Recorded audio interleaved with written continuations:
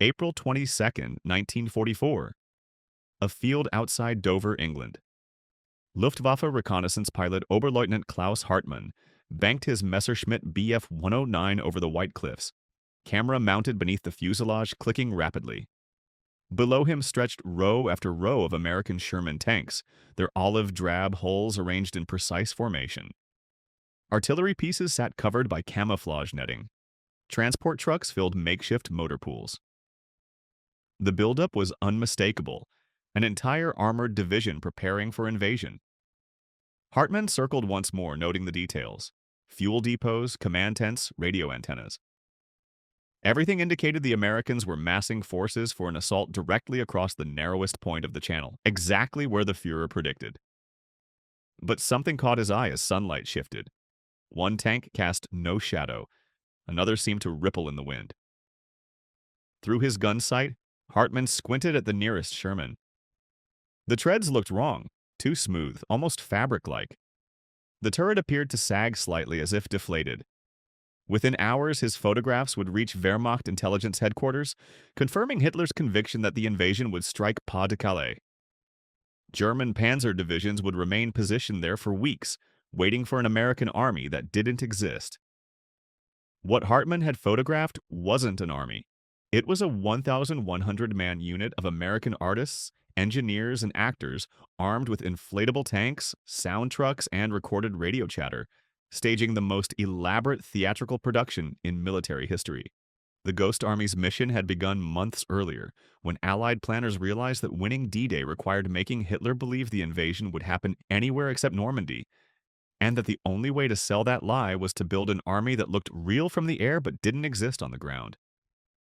The conference room at the Pentagon smelled of cigarette smoke and stale coffee when Major Ralph Ingersoll spread reconnaissance photographs across the table.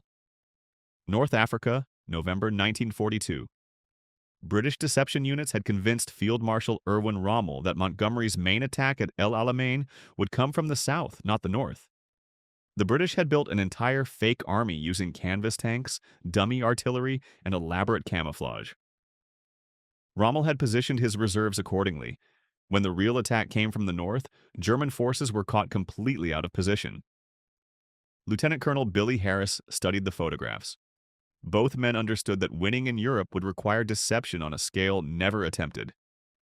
Allied planners were already designing the cross-channel invasion, and everyone knew the Germans would be waiting.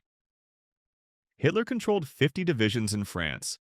If those divisions concentrated at the actual landing beaches, the invasion would fail before it began.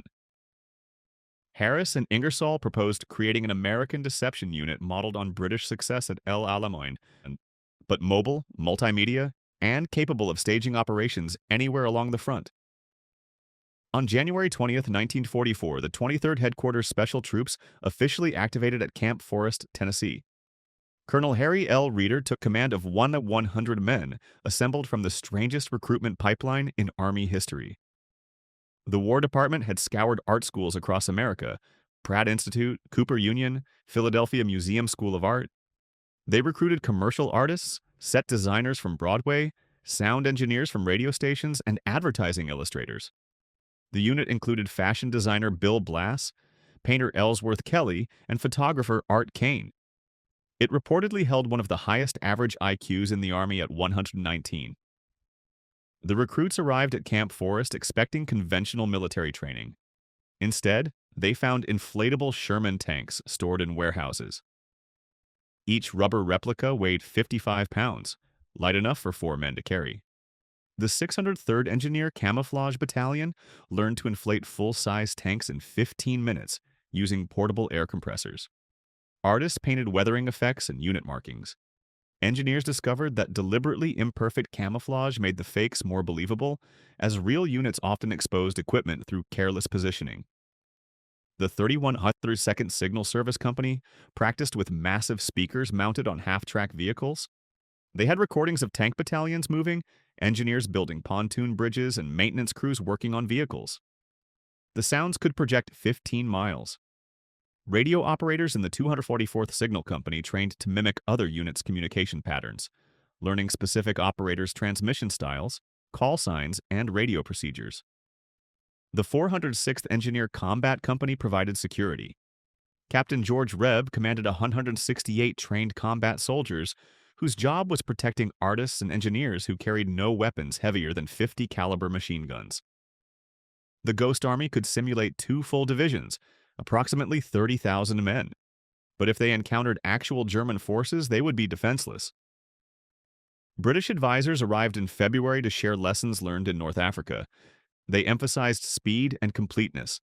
Every deception had to account for visual, audio, and radio intelligence simultaneously. German reconnaissance pilots would photograph from altitude. German radio operators would intercept transmissions. German agents in liberated towns would report what they saw and heard. One inconsistency could expose the entire operation. The unit trained intensively for 3 months, perfecting techniques for rapid deployment. They could arrive in an area, stage a complete deception using inflatable equipment, sound trucks, and fake radio traffic, then pack up and disappear within 48 hours. In May 1944, the Ghost Army boarded transport ships bound for England. They arrived shortly before D-Day with orders to participate in Operation Fortitude, the massive Allied deception campaign designed to convince Hitler the invasion would strike Pas-de-Calais, not Normandy. The artists and engineers who had spent 3 months learning to stage theatrical illusions were about to stage the performance of their lives, knowing that tens of thousands of Allied soldiers would live or die, depending on whether German commanders believed the fake army was real. The fields around Dover in southeastern England had become the largest stage set in military history. Ghost Army units arrived in May 1944 and immediately began constructing what German intelligence would identify as the 1st U.S. Army Group, a phantom force of over 150,000 men, supposedly commanded by General George Patton, the American commander Germans feared most. Trucks carried inflatable Sherman tanks still folded in their shipping crates. 4-man crews could inflate a full-size M4 tank in 15 minutes using portable air compressors. The rubber hulls weighed 55 pounds but looked authentic from altitude. Artists painted weathering effects, mud splashes, and unit markings. They deliberately positioned some tanks with imperfect camouflage, knowing real armored units always exposed some equipment through careless placement. Luftwaffe reconnaissance flights photographed row after row of American armor, massed within striking distance of Calais, exactly where German intelligence expected the invasion to come. Near the Dover harbor, engineers assembled dummy landing craft from scaffolding, canvas, wood, and empty oil drums. From the air, they appeared to be LSTs and LCIs moored in preparation for invasion. Plywood bombers and fighters sat on makeshift airfields. The Ghost Army created entire motor pools filled with rubber trucks and jeeps. British Royal Air Force officers noted that from reconnaissance altitude, the fake equipment was indistinguishable from genuine materiel. The sonic deception units positioned their half-track vehicles within range of German listening posts. Massive speakers broadcast pre-recorded sounds of tank battalions moving into position, engines idling, maintenance crews working on vehicles, and officers shouting orders. The recordings played continuously, audible up to 15 miles away depending on wind and terrain. German intelligence reports described hearing American armored divisions conducting round-the-clock preparation for invasion. Radio operators transmitted thousands of fake messages using call signs, encryption patterns, and transmission styles copied from real American divisions. They created entire phantom command structures with supply officers requesting ammunition, mess sergeants ordering rations, and maintenance companies reporting vehicle readiness. German signals intelligence intercepted this traffic and plotted Fusag's supposed order of battle exactly as Allied planners intended. The deception extended beyond equipment and radio signals. Real Canadian soldiers stationed near Dover maintained visible presence while the actual invasion forces assembled 200 miles west at Portsmouth and Southampton. General Patton made public appearances in southeastern England, allowing German agents to report his presence. Double Agent Juan Pujol Garcia, code-named Garbo, fed his German handlers detailed reports about Fusag preparations, all carefully coordinated with what Luftwaffe reconnaissance was photographing. The Germans trusted Garbo so completely, they would later award him the Iron Cross. Every night, Ghost Army crews inspected the inflatable tanks for leaks and proper positioning. A deflated tank, a piece of canvas torn loose by wind, or equipment positioned inconsistently with the supposed unit deployment could expose the entire deception. Crews worked in darkness, inflating equipment before dawn and checking every detail before German reconnaissance flights resumed their morning patrols. British intelligence monitored German communications through ultra-intercepts of Enigma encrypted messages. The decrypts confirmed that Wehrmacht leadership believed fuselage was real and that Patton would command the main invasion at Calais. Hitler positioned the German 15th Army, 19 divisions including 2 panzer divisions, to defend against the phantom threat. Those divisions would remain at Calais even after Allied forces landed at Normandy. On the night of June 5, 1944, Ghost Army members knew that within hours, real soldiers would assault fortified beaches. The success or failure of the Normandy landings depended partly on whether Hitler believed the fake army was real. If German commanders recognized the deception, panzer reserves would rush to Normandy and turn the beaches into killing grounds. As Allied paratroopers boarded their aircraft and assault troops loaded onto landing craft, the inflatable tanks sat in their fields near Dover. The speakers broadcast their recorded sounds, and the radio operators transmitted their false messages. The greatest theatrical performance in military history had reached opening night, and the audience included every German general who would decide where to send reinforcements when the invasion began. The briefing room in Luxembourg smelled of damp canvas and coffee when Ghost Army officers spread out what they called poop sheets, thick folders containing everything about the 9th Armored Division. Vehicle bumper markings, radio call signs, how military police positioned checkpoints, the division's favorite songs, how officers wore their insignia, even the names and personalities of specific radio operators whose Morse code transmission style, their fist, was as distinctive as a signature. The Ghost Army had perfected a 4-element deception methodology that accounted for every sense through which German intelligence gathered information. Visual deception used inflatable tanks and dummy equipment. Sonic deception broadcast recorded battlefield sounds. Radio deception created fake communication networks. And special effects, the term borrowed from Hollywood, meant soldiers impersonating real units in towns where German collaborators and informants watched their every move. Each element had to synchronize perfectly. When the Ghost Army arrived to simulate the 9th Armored Division, artists painted bumper markings on their vehicles matching the real unit's specifications. They positioned fake military police at road junctions using the 9th Armored's distinctive patrol patterns. Radio operators began transmitting using call signs, frequencies, and encryption protocols copied from the actual division. At night, sonic trucks parked within range of German listening posts broadcast recordings of tank maintenance, engine tests, and supply convoys moving through darkness. The special effects teams entered recently liberated French villages, knowing that German agents and local collaborators were reporting everything they observed. Ghost Army soldiers wore authentic 9th Armored Division patches. They positioned road signs and command post markers. In cafes and bars, they deliberately talked loose, leaking false information about upcoming operations while making sure their stories matched what German reconnaissance would see and hear. If the real 9th Armored had a favorite drinking song, Ghost Army soldiers learned it and sang it loudly in village squares. Impersonating officers was technically a court-martial offense, but the Ghost Army received special authorization to portray even general officers. One soldier rationalized it in a memo. "Remember, we are in the theater business. Impersonation is our racket. If we can't do a complete job, we might as well give up. You can't portray a woman if bosoms are forbidden." Completeness meant survival. One inconsistent detail, a wrong patch, a misplaced road sign, a radio operator using incorrect procedures, could expose the deception and turn 100 men with minimal defensive weapons into targets for German artillery and panzer attacks. The radio deception proved particularly effective because German signals intelligence relied heavily on intercepted communications. The signal company special employed roughly 300 men who could mimic individual radio operators' transmission styles. Real Morse code operators developed distinctive patterns in how they tapped their keys, their fist, that was virtually impossible to replicate. Ghost Army telegraphers practiced for months until they could perfectly imitate specific operators from real units. When a genuine division moved out of an area, Ghost Army radio operators would take over their frequencies and continue transmitting in the same style. convincing German listeners that the unit remained in position.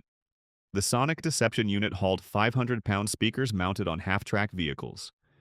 They had pre-recorded sounds of tank battalions moving, engineers constructing pontoon bridges, supply convoys unloading, and maintenance crews working. The recordings could project up to 15 miles depending on weather, terrain, and wind. A mobile weather station accompanied the sonic unit so engineers could calculate exactly how sound would carry and adjust volume accordingly. At night, German observation posts would hear what sounded like an armored division preparing for attack. Engines rumbling, tank treads clanking, officers shouting orders. But the sounds came from speakers broadcasting recordings, while inflatable tanks sat motionless in fields. German intelligence consistently reported American units that existed only in Ghost Army imagination. Wehrmacht situation maps showed divisions positioned exactly where the deception teams wanted them seen. Allied commanders could move real units to actual attack positions, while German defenders prepared to counter phantom threats miles away. D-Day succeeded partly because Hitler kept the German 15th Army at Calais, waiting for the fake fuselage invasion. But the Ghost Army's mission was just beginning. Now they would follow Allied armies into France, conducting tactical deceptions within artillery range of active combat. Their inflatable tanks would sit in fields where German guns could hit them. Their radio operators would broadcast from positions German intelligence could triangulate, and their soldiers would walk into villages where one wrong word, one slip in their performance, could bring down German reprisals. The traveling roadshow was moving closer to the front lines, and the audience had live ammunition. 2 weeks after D-Day, Ghost Army advance teams waded ashore at Omaha Beach and immediately understood the difference between England and France. The deception operations in southeastern England had been staged far behind friendly lines. Here, German artillery remained within range. The sound of machine gun fire carried from inland positions. Destroyed vehicles littered the beach, and medics still evacuated wounded from field hospitals near the bluffs. The first tactical deception in France targeted the Mulberry harbors, massive artificial ports the Allies had towed across the Channel and assembled to supply the invasion force. German artillery sought these harbors constantly. Ghost Army sonic units positioned speakers along the coast and broadcast harbor construction sounds at false locations. At night, they used lights to simulate welding operations and crane movements miles from the actual harbors. German guns fired at the phantom targets, while the real Mulberry harbors continued operations unmolested. But the deception came with terrifying risk. The Ghost Army soldiers operating the sound trucks and lights knew every broadcast drew German attention. Artillery observers would triangulate their positions. Counter-battery fire could arrive within minutes. The men who had spent months staging illusions in safety now staged them within killing range. By August, the Ghost Army moved toward Brest, where 38,000 German defenders occupied heavily fortified positions.